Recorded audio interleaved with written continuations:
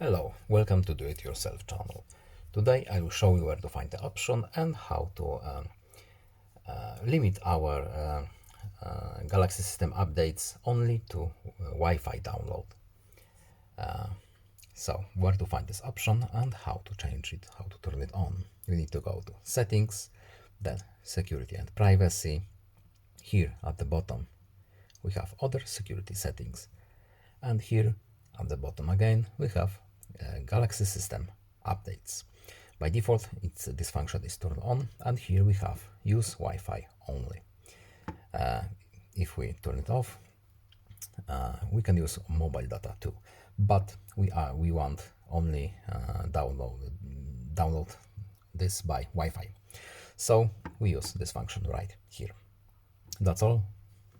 I hope this video is helpful to you. Please leave a like and subscribe. Have a nice day and see you in the next video. Goodbye.